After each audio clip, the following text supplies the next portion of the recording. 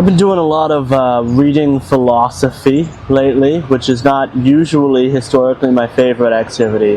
And I've been hanging out with some philosophy nerds, and they're obviously very into philosophy. Well, maybe that's not true, but they're definitely more. They seem to have more patience for the philosophical stuff than I do. And so I've been sort of forcing myself to engage with it more and more than I usually do. And I wanted to talk a little bit about the reasons why in the past I haven't engaged so much with philosophy, because I stand by a lot of them. I think that a lot of this writing is pretentious. And for the longest while, I just sort of took for granted that most people thought philosophical writing is pretentious.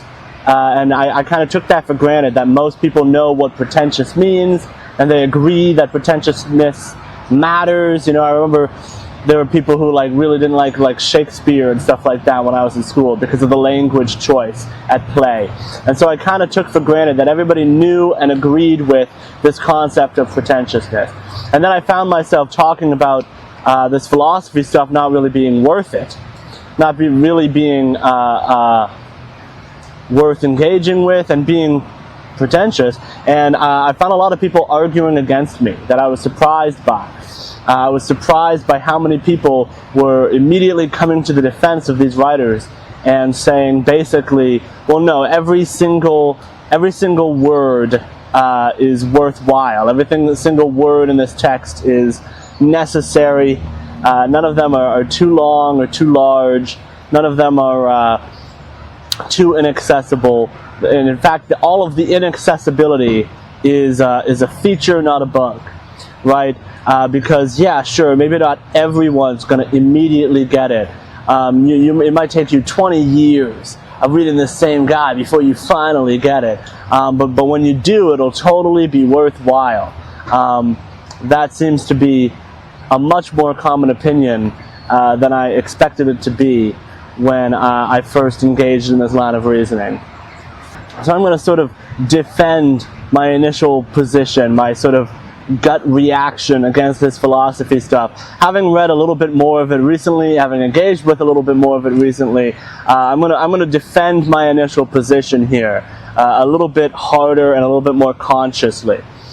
So one feature that I see repeated over and over again, because I'm trying to identify what specific things can I point to show someone this text did not need to be written this way and is not really worth your time, right? One feature that I see again and again is repeated attempts to coin a term.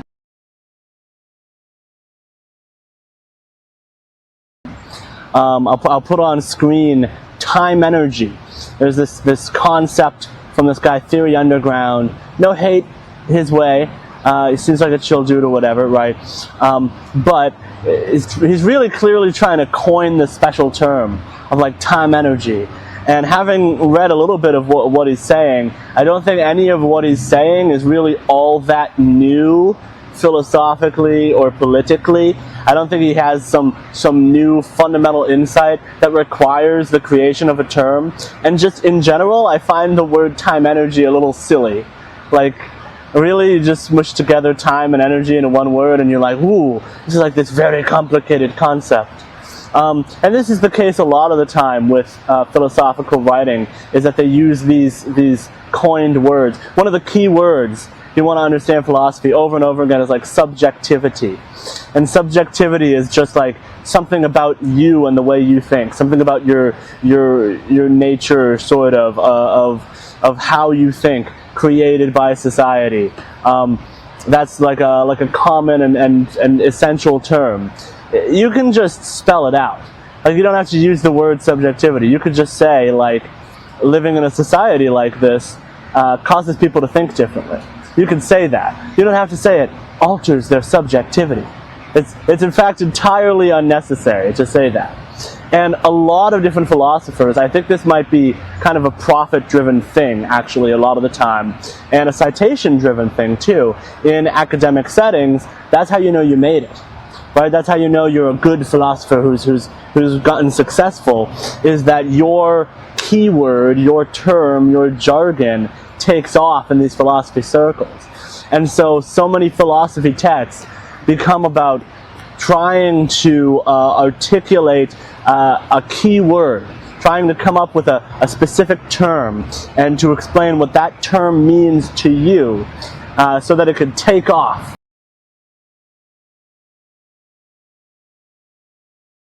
Another thing that I think is common in what I would call like pretentious or philosophical or academic texts that I think is a feature of the writing that I'm very opposed to is preempting counter arguments to what's being said and being very, very hyper cautious about defining your terms to avoid criticism.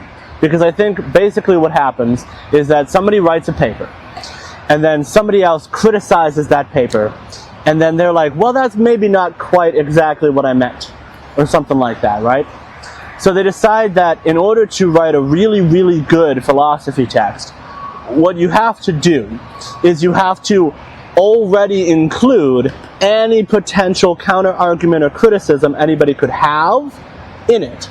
And since philosophy is all about like ways of looking at things and ways of understanding things and what do you mean by that particular word? In philosophy texts, this becomes a long, detailed explanation of a very simple concept that was maybe immediately graspable to the reader, right? Like maybe it's immediately graspable, loudest motorcycle ever. Maybe it's immediately graspable to the reader what you meant, but then you have to go on for like 4 pages saying, now to clarify, I do not mean this, but more specifically, what I mean is this other thing. And that takes up length, it adds length to the writing, it adds wasted time on the reader's part. Because you can maybe get the same sentiment much quicker and much easier if there was less clarification, if there was less preempting of counter-arguments. You know, it's very fast to say, I support a universal basic income. That's very fast, quick, easy thing to say. It's much slower to say, I support a universal basic income. Now, when I say universal basic income, I want to clarify that I don't necessarily mean that even toddlers will receive the income in the same way. It might be necessary to stipulate a sort of a child allowance separate feature from the universal basic income. As some critics have argued that, right, you hear where I'm going with this? By integrating the criticism into the initial statement, you make things maybe a little bit more in depth, but you also make things much less graspable and much less accessible in a way that I do not think is necessary 90% of the time. Maybe 10% of the time, I can be like, oh, okay, I guess that was necessary to get your point across. The other 90% of the time, complete waste of time and effort.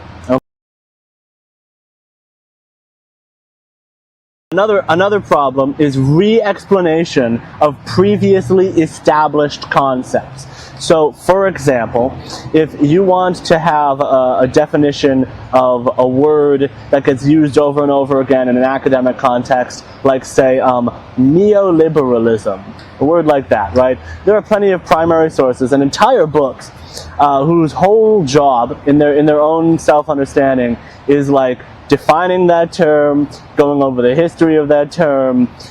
You do not need to then redefine that term or re-go over the entire history of that term any individual time that it is being discussed in relation to anything else, right? So if you pick up a book and the book is about I have a book called Against the Law, and it's about juridification, and it spends an enormous amount of time just rehashing the history of Margaret Thatcher in the UK, and just giving people like a 2 to 3 chapter rundown of what neoliberalism was and what the policies were and who Margaret Thatcher was and the whole history before getting into the actual thesis of the book, which is that history, which many people on the left are very aware of already and did not need re-explained, led to a process called juridification, where basically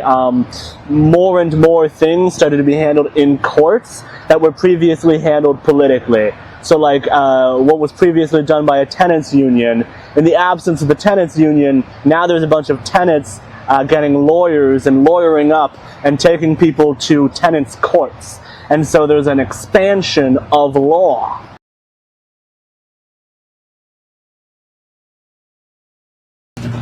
So even if you do manage to find a text that isn't spending all of its time trying to coin some kind of a buzzword, and it's also not trying to spend all of its time repeating generally understood ideas, you're going to end up with a text that is still sometimes very defeatable with a little bit of like logic or basic disagreement about one of the premises.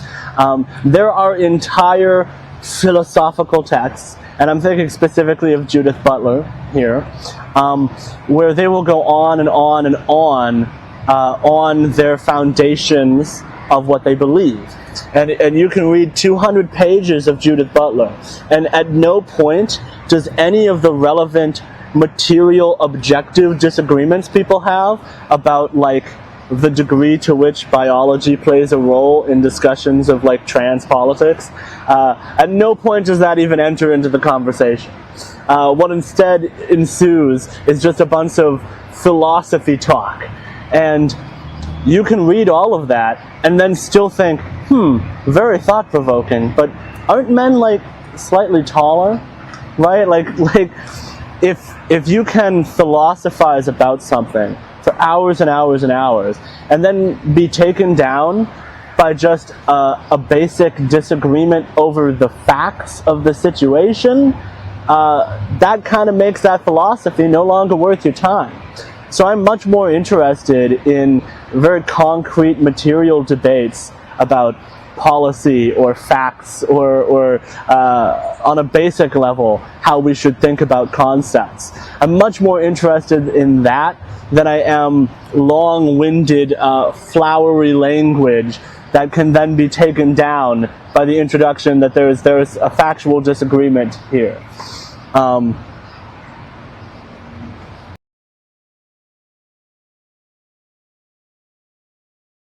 One of the next problems is I think there's a lot of value in talking about things in terms of interpretations and readings, plural, and having like a diversity of perspectives on something, whereas some people seem to get really caught up in trying to figure out what was correctly being said, what was accurately being said in a given text. And there's a thinker, right? There's a thinker that I've read, Deleuze. This is a good example. Deleuze is a very complex philosophy guy. He's got a lot of weird jargon, a body without organs that might not be immediately understandable. And he's drawing on other philosophers, so you kind of have to read them before you can read him and understand him, right? And I have a very loose understanding of Deleuze. But one thing that I feel I've gotten out of Deleuze is this idea that there's a proliferation of identity labels in society, that there's more and more labels than ever before, and that's not necessarily a bad thing. That is very potentially a good and desirable thing for us to have more and more niche labels. I think Angela Nagel said it best when she said something like, every time a Tumblr user comes up with a new gender identity, a Reddit user comes up with a new political ideology or a strain of white nationalism or something along those lines. Where basically what she was saying was that thanks to the introduction of the internet, there are more unique and disparate flavors of political ideology, of gender identity, of everything, whatever it is, than ever before. And a lot of people get frustrated with that. They're like, there's too many of these things. It's all too confusing. Just give me the simple stuff. Don't give me one or the other, right? And I would say no. I love the proliferation of these labels. I love the proliferation of these identities. I think that a lot of people feel constrained by labels. You know, the prototypical situationship partner who's like, yeah, you know, I just really don't like labels all that much. I'm just not super into putting labels on my relationships. That person probably thinks that way because they feel boxed in by most of the existing labels, right? So if there are some people who are rejecting labels altogether because they feel boxed in by the very small number of incomplete labels available to them, I would much rather have a proliferating and expanding number of labels to capture increasingly niche variations of personality than to just get rid of labels altogether. So that's the position, right? But is that Deleuze's position? Let's say that somebody came out tomorrow and they watched this video and they said, that's not what Gilles Deleuze said. That's not what he meant. Gilles Deleuze actually hated the proliferation of identities. You know, he talked about the proliferation of identity, but he actually hated it. Or you're just completely misunderstanding him outright. Like, that's not even what he was talking about at all, which is entirely possible because these philosophical texts are so goddamn impossible for a normal person to read. Even, I think, a pretty above average intelligence person, to toot my own horn a little bit, right? They're so fucking impossible for a person to read that of course some people might come away with a misunderstanding or a misinterpretation of some kind, right? But let's say it is a misunderstanding. Let's say it's a complete misinterpretation and I misread and misunderstood what was being said entirely. Does that really matter? Is that the important thing? Like, is the important thing what was actually being said by this thinker that people put a lot of stock in? Or was the important thing the cool idea that I came away with? Right? Even if this was something that I apparently made up in my own imagination, having misread the text. So what? Like, I'm not going to get rid of that cool, useful, thought-provoking idea that I got from misreading this philosophy text just because tomorrow it turns out that that's not what was being said. And so I think a lot of these wars over what is the correct reading, what is the correct meaning of this text, that's the wrong way to play it. The real question is, what do you get out of it? And are you getting good ideas out of it? Are you getting useful ideas out of it? You should be thinking more about the ideas themselves and whether or not the key takeaways that you come away with are actually good and useful than you do about whether or not they're like the official correct reading of the text. And I say that for any holy text, the Bible, the Constitution, Karl Marx, whatever the fuck your holy text is. All of it can be interpreted in different ways, and trying to assert an objective interpretation only leads to a bunch of arguments and debates over who has the correct interpretation, when what you could be doing is just reading 5 or 6 different people's different interpretations and asking yourself, which of these 6 interpretations, if any, has use to me and my life and my understanding of the world? And if 2 or 3 different interpretations all provide insight and value and understanding, then it doesn't matter which one is right. Just add it all to your brain. Add it all to your big brain, man. So yeah, I don't really believe in figuring out who's right. And similarly, I'm of the belief, whenever I go to read something, I go to read the most modern text possible.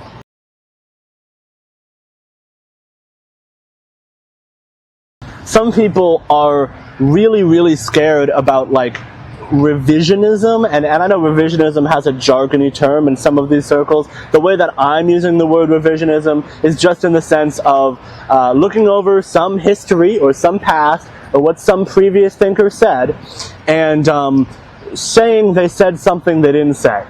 basically. That's my definition of revisionism. Some people are really, really concerned with it and really worried about it. And because of that, they place a massive emphasis on this idea that in order to understand whatever concept you're trying to understand, you have to go back to the original text. It's of the utmost importance that you personally read the original guiding texts. And usually these texts are from hundreds of years ago. It's these long dead fucking political philosophers from 1,000,000 years ago. And I don't think that's correct at all. Whenever I read an author, even a modern author, I try to read their latest book, not their best-selling book. I tend to try to find a book that seems to be on the relevant topic that I'm looking for, and I try to read the most modern one, because I find that with time, the author learns new information, and the most recent book contains all of the previous books they wrote, summarized and paraphrased as efficiently as they possibly can, and new information that was not present in the previous books. So I tend to find that the most modern text is actually the one with the best information, not the source material texts. So they're doing it the exact opposite of the right way. And when you read a modern text, they can contextualize it onto the present day. They can give you the information in a way that is relevant to your actual life in today's world. So, theoretically, if you're looking at a text where some portion of the text's thesis has to do with war, right? Has to do with the causes and the origins of war. Look at modern wars. Talk about modern wars and update the text. Sometimes there are versions of texts that are like updated with examples from the 21st century. Almost always, I guarantee, those texts are going to be better and more accessible and give you better information than the original text. And what is the fear?